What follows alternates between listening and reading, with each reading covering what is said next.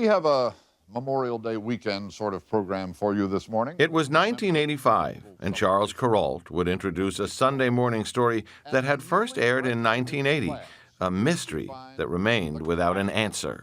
6 years ago, when a little boy named Etan Patz disappeared from a street in New York City, his father said he was shocked to discover that there seemed to be better ways of finding stolen cars than of finding stolen children.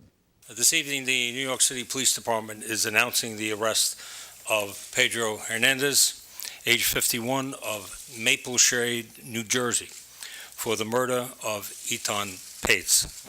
It took nearly 33 years to the day, but on Thursday, New York Police Commissioner Ray Kelly revealed Pedro Hernandez had confessed. He said he strangled 6-year-old Etan Patz in 1979.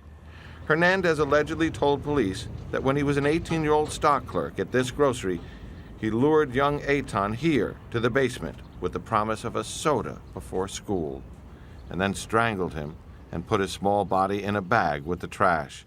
Hernandez said he killed Etan Patz on the very morning the little boy last waved goodbye to his parents. Our 6-year-old boy is a loving, trusting child, and the adult world represents a formidable force to him. When an adult says something, it has all the weight of law. 9 months after Etan's disappearance, his father, Stan, now 70, was just 38, and his mother, Julie, was 37. Still hoping for the best, they spoke about their son on Sunday morning. We're dealing with a little child, an obedient child. If an adult could have convinced him, we think an adult could have convinced him to come with him. We miss Etan. We want him back as a part of our lives. We want him to continue sharing his life with us and the person that he is. We miss him very much.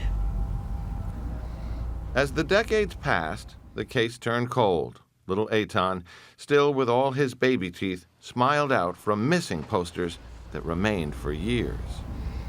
We're not talking about just some abstract child. He's our child. He's a super kid. He's really terrific. He's about as nice as a little boy could be. As a person can be. He's my ball player, and cars, extremely trucks. perceptive and sensitive and caring of other people. Incredibly so. His parents grew older in front of the camera, but Etan never did.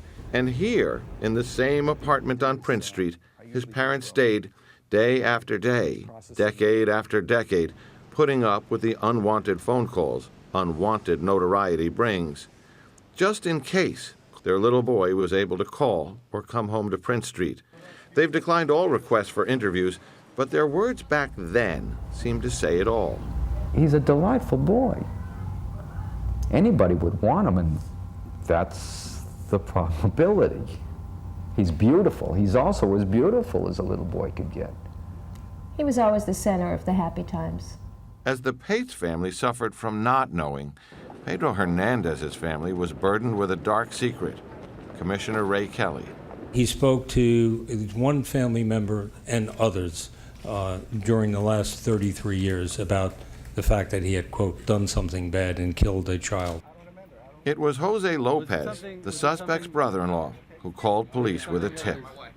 He did the right thing, to confess and get this thing over with for the people out there.